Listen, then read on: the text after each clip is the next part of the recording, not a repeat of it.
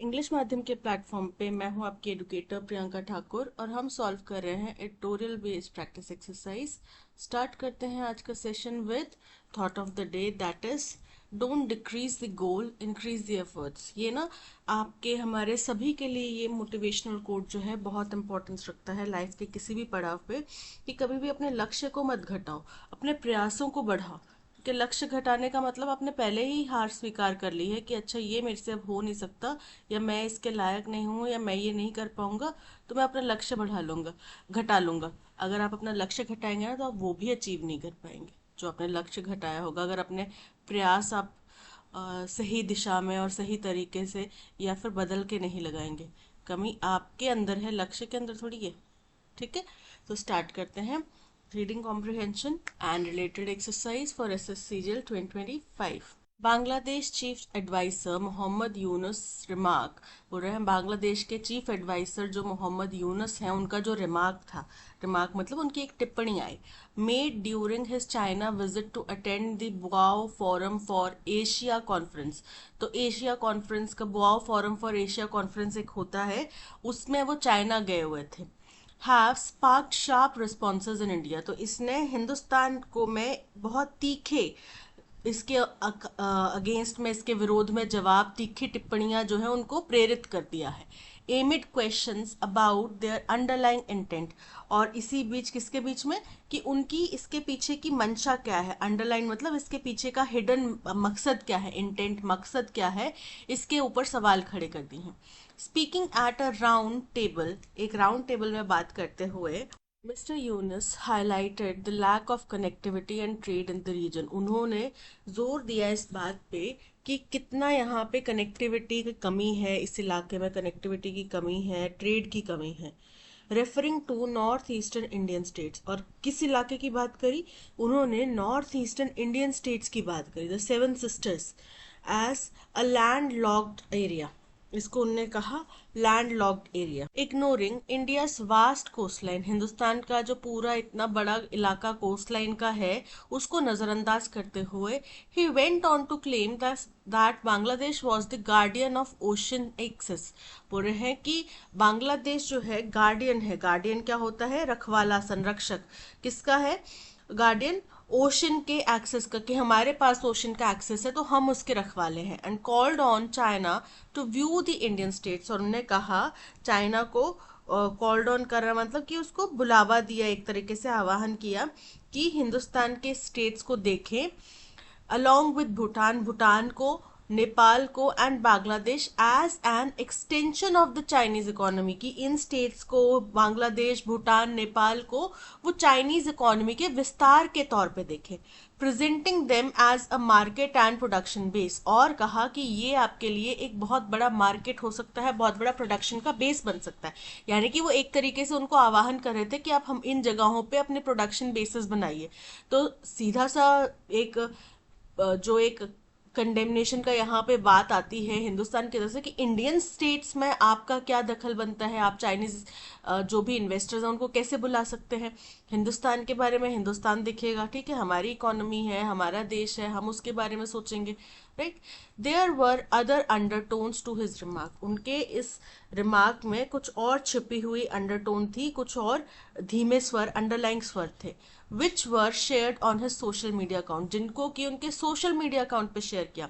This was his first visit to China since taking office following the ouster of Bangladesh prime minister Sheikh Hasina last August. Ouster मतलब बेदखल करना, तो बोल रहे हैं कि ये उनकी पहली विजिट थी चाइना की जब से उन्होंने ऑफिस संभाला है, पदभार संभाला है, जब बांग्लादेश की प्राइम मिनिस्टर शेख हसीना को पिछले साल अगस्त में आउस्टर यानी कि बेदखल कर दिया गया था, तख्ता पलट वहां पे हो गया था। Tensions with India have persisted over attacks on minorities इन बांग्लादेश, अब आपको पता है बांग्लादेश में हिंदू माइनॉरिटीज के ऊपर अटैक किए जा रहे हैं उसके बाद से, जब से शेख हसीना को वहां से निकाला गया है, निष्कासित किया गया है, तो इसके बाद से हिंदुस्तान और बांग्लादेश के बीच में टेंशंस बहुत ज्यादा बढ़ गई हैं। And Yunus government's demand for repatriation of Mrs Hasina from India, और जो यूनिस सरकार है उन्होंने रिपैट्रिएशन मतलब स्वदेश वापसी की डिमांड करी है कि मिसेस हसीना को हमें बांग्लादेश को सौंप दिया जाए, हिंदुस्तान से उनको भारत भेज दिया जाए। With no invitation forthcoming from New Delhi, कि आने वाले समय में आगामी कोई भी उनके पास न्यू दिल्ली से इनविटेशन नहीं है, mister Yunus decision to visit China has been perceived as a diplomatic snub. तो मिस्टर यूनस का जो ये फैसला था कि वो चाइना जाएंगे, इसको डिप्लोमेटिक स्नब, स्नब मतलब अपमान के तौर पे देखा जा रहा है, and possibly a sign that Bangladesh may be shifting its foreign policy orientation. और ये संकेत है कि बांग्लादेश शायद अपना जो फॉरेन पॉलिसी किस तरफ ओरिएंटेशन मतलब उनकी किस दिशा में जाने की संभावना है उसको चेंज करेगा। क्योंकि पहले आपको पता है बांग्लादेश हिंदुस्तान के ऊपर बहुत हद तक डिपेंडेंट था जब तक मिसेस हसीना की सरकार थी। अब हो सकता है कि वो चाहते हो कि चाइनीज इकोनॉमी या चाइनीज कंपनीज वहां पे आके इन्वेस्ट करें। ठीक है, तो ये हो सकता है, संभावना दिख रही है, क्योंकि उनके जो हिंदुस्तान के साथ में यूनिस जी के रिश्ते हैं वो सही नहीं जा रहे। while the Ministry of External Affairs has declined to comment, जहां मिनिस्ट्री ऑफ एक्सटर्नल अफेयर्स ने इस बात पे कोई भी टिप्पणी करने से मना किया है। पॉलिटिकल लीडर्स हैव वेड इन, वहीं वेड इन मतलब वो तर्क में अपना ओपिनियन डिस्कशंस में कूद पड़े हैं। तो पॉलिटिकल लीडर्स जो है इस पूरे घटनाक्रम में कूद पड़े हैं।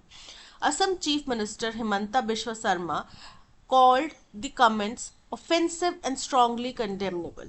तो वहीं असम के चीफ मिनिस्टर हिमंता बिश्व शर्मा जो है उन्होंने कहा है कि ये सारे जो कमेंट्स हैं वो ऑफेंसिव हैं, वो हमारे विरोध में है और कंडेमनेबल यानी कि ये निंदनीय है।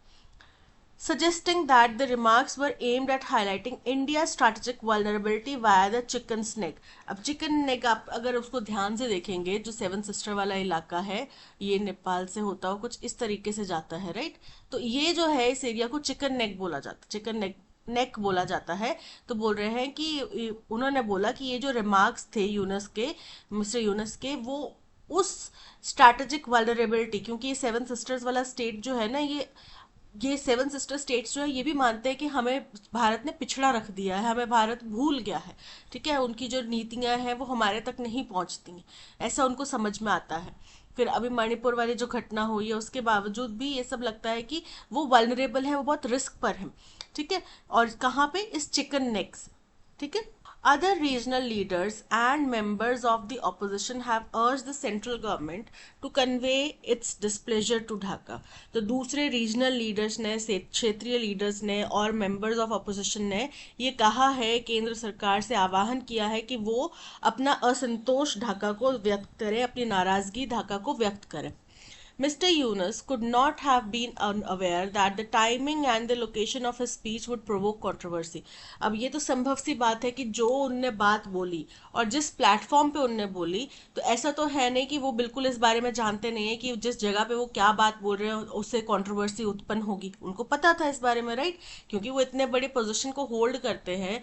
तो ऐसे तो है नहीं कि कोई भी उठ के वहां पे पहुंच के वहां पे कुछ भी बोल रहा है, नहीं। वो एक तो सबसे पहले बात, वो एक पद इस वक्त पे होल्ड करते हैं एक देश का।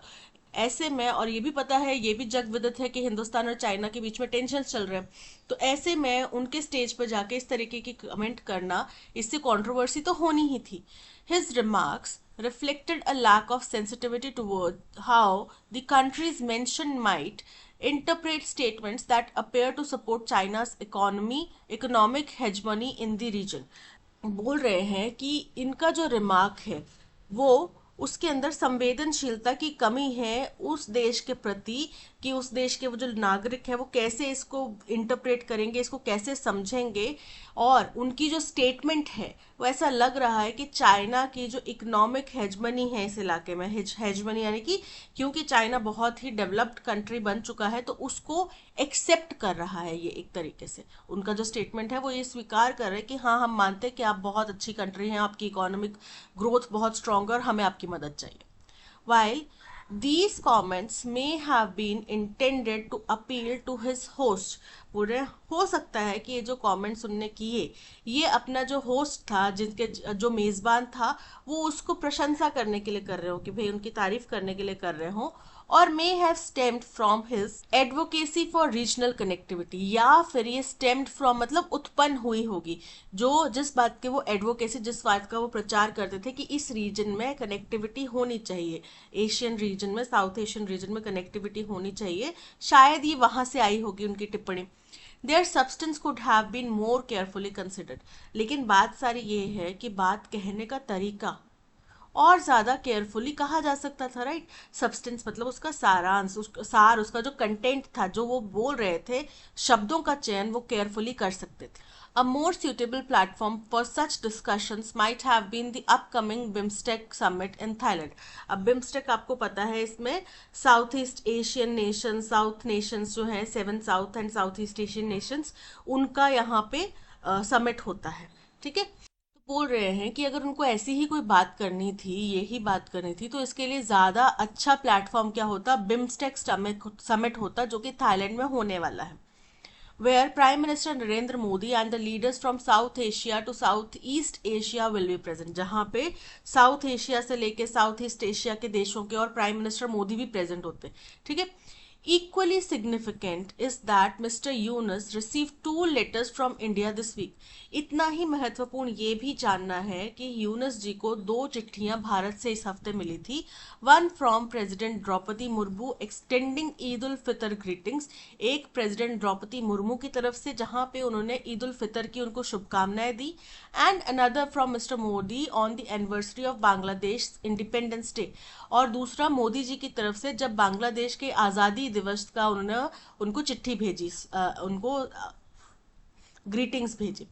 Although there has been no formal announcement of Modi Yunus meet in Bangkok, हालांकि बैंकॉक में मोदी जी और यूनस जी के मिलने की कोई ऑफिशियल घोषणा नहीं हुई है, it is hoped that both sides will engage on the sidelines to mend the strain and ties and explore a more constructive path. लेकिन ऐसी उम्मीद की जा रही है कि दोनों ही देश जो है वो बातचीत करेंगे on the sidelines. On the sidelines का मतलब होता है कि असल उद्देश्य तो वो मीटिंग है, दूसरी कौन सी, बिम्स्टेक की मीटिंग है, लेकिन वहीं पे थोड़ा समय निकाल के दोनों देश एक दूसरे के साथ में मीटिंग करेंगे, बातचीत करेंगे, ताकि दोनों के स्ट्रेन मतलब जो तनाव आया है रिश्तों में, संबंधों में, उसको सही किया जा सके, मेंड किया जा सके, सुधारा जा सके, एंड एक्सप्लोर करना मतलब खोजना, ढूंढना, एक मोर कंस्ट्रक्टिव पाथ, रचनात्मक रास्ता ढूंढ सके, ठीक है, रिश्तों को सुधारने का और मजबूत करने का, राइट। तो ये था पैसेज, आई होप आपको समझ में आया होगा।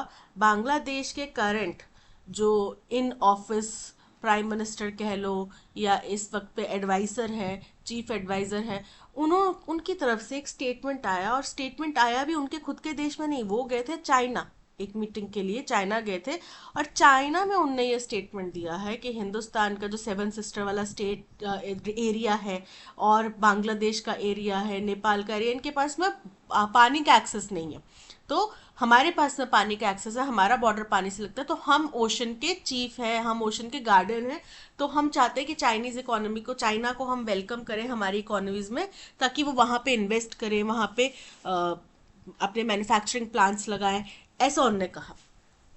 अब अगर तो वो बात सिर्फ अपने देश तक रखते कि भाई हमारे देश के पास में पानी का एक्सेस है, आप, हम चाहते हैं हमारी इकोनॉमी को ओपन करना, आप आके यहाँ पे इन्वेस्ट कीजिए, समझ में आता। हिंदुस्तान के बारे में बात कर रहे हैं एक ऐसे प्लेटफॉर्म पे जहाँ पे हिंदुस्तान एक तो मौजूद नहीं है, और वो भी ऐसे प्लेटफॉर्म पे जिस देश के साथ में हिंदुस्तान का तनाव चल रहा है, ठीक है। तो ये जो है बहुत ही एक गंभीर मसला बन गया, विवादों का और तीखा टिप्पणियों का, दोनों तरफ से कटाक्ष वगैरह या टिप्पणियां वगैरह, या हिंदुस्तान ने अपना एक्चुअली बेसिकली यहाँ पे विरोध बताया है कि भाई हमें ये तो पसंद नहीं है। What can be reasonably inferred about Bangladesh Chief Advisor Mohammad Yunus' intent behind his remark during WOW forum? तो क्या उनका मकसद हो सकता है कि उनने ये बात कही? He aimed to emphasize Bangladesh's strategic importance to China. He intended to foster goodwill with India by promoting connectivity. Incorrect है, He wanted to diminish the importance of Bhutan and Nepal in regional trade. Incorrect है. He was unaware of the diplomatic consequences of his statement. तो ऐसा तो नहीं हो सकता कि वो अनअवेयर होंगे इनके परिणामों के. तो बेसिकली वो चाहते ये थे कि बांग्लादेश में इन्वेस्टमेंट हो, लेकिन हिंदुस्तान का नाम लेके वो हो सकता है या तो जानबूझ के नाम लिया, वो फंसना ही चाहते थे, विवादों में आना ही चाहते थे ताकि हिंदुस्तान में इस बारे में चर्चा हो, या फिर हो सकता है कि वो करना कुछ चाहते थे लेकिन शब्दों का गलत चयन की वजह से वो बेचारे फंस गए. ठीक है, तो ये दोनों संभावना है, लेकिन उनका उद्देश्य क्या था कि बांग्लादेश की स्ट्रैटेजिक इंपॉर्टेंस को बढ़ाया जाए चाइना के सामने. So option A is correct. Fill in the blank. Mr. Yunus' speech was seen as controversial due to its. क्यों वो controversial थी? Praise for India's coastal development. Incorrect है. Timing and location aiming strained India Bangladesh relations. बिल्कुल correct है कि गलत समय पे गलत जगह पे उनने हिंदुस्तान और बांग्लादेश के तनावपूर्ण रिश्तों के होते हुए ऐसी बात कह दी. तो incorrect. Option B is correct. Which of the following did occur according to the passage? Passage के अनुसार इनमें से कौन सी बात हुई है? The Indian Ministry of External Affairs publicly condemned Yunus' remark. Incorrect है. Indian Ministry of External Affairs ने इसके ऊपर टिप्पणी करने से मना कर दिया है. Mr. Yunus was officially invited to New Delhi before his China visit. Incorrect है, ये भी नहीं हुआ. Indian leaders including Assam CM condemned Yunus' comment. ये हुआ है. Mr. Modi announced a bilateral meeting with Mr. Yunus in Bangkok. Incorrect है, इसके बारे में कोई औपचारिक घोषणा नहीं हुई है, तो केवल जो सी स्टेटमेंट में घटना मेंशन है वो हुई है. Option C is correct. What is the most appropriate tone of the passage? Passage की टोन क्या है? सेलिब्रेटरी है. इनकरेक्ट है. जश्न नहीं मनाया जा रहा ना, किसी चीज की खुशी नहीं मनाई जा रही. ह्यूमरस है, मजाकिया है. ए भी इनकरेक्ट है. किस बात का मजाक उड़ा रहे हैं? कोई दूसरे देश जिसके साथ में हमारे रिश्ते खराब है, वो एक और दूसरे देश जिसके साथ भी हमारे रिश्ते खराब है, वहां जाके हमारे देश के अंदर अपनी इकोनॉमी का विस्तार करने के लिए प्रस्ताव देकर आया है. तो क्या ये मजाक की बात है? नहीं ना. जो हम बात करते हैं कि a country sovereignty and integrity, वो तो सारी यहाँ पे ध्वस्त हो गई. इनडिफरेंट है. इनडिफरेंट भी नहीं है, बहुत चिंताजनक विषय है. तो option B critical is correct, क्योंकि यूनस के स्टेटमेंट को भी क्रिटिसाइज किया जा रहा है और हिंदुस्तान किस तरीके से इस मसले को डील कर रहा है उसको भी क्रिटिसाइज किया जा रहा है. ठीक है, so option B is correct. What is the main theme of the passage? Passage की मेन थीम क्या है? Economic cooperation between Bangladesh and China. Incorrect है. डिप्लोमेटिक जो टेंशन चल रही है ना बांग्लादेश और इंडिया के बीच में, वो मुख्य चर्चा का विषय है. Internal politics of Bangladesh. Incorrect है. Diplomatic tensions between India and Bangladesh over recent remarks by Mr Yunus. Option C is correct. That's all. आज के सेशन में इतना ही. फुल 25 क्वेश्चन वाला मॉक टेस्ट करने के लिए, प्रैक्टिस एक्सरसाइज करने के लिए आप हमारा पेड कंटेंट ले सकते हैं फ्रॉम द वेबसाइट और द ऐप, और for any further information you can contact us on the given number. मिलते हैं नेक्स्ट सेशन में. Till then keep learning and keep practising. Bye bye.